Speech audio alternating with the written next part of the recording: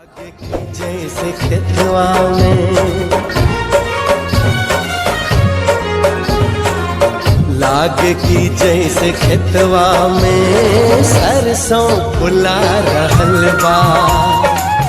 लागे की जैसे खेतवा में सरसों फुला रहल बा।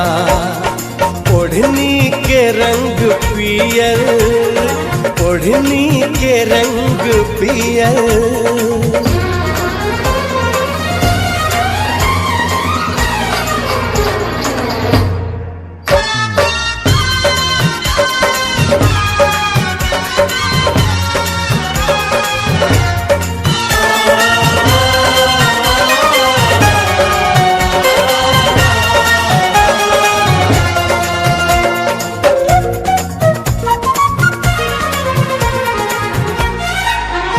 मारे हवा के झोंका लहरे लखलल के सिया, खुद फूल बन गइल बा खुशबू से भरल दहिया।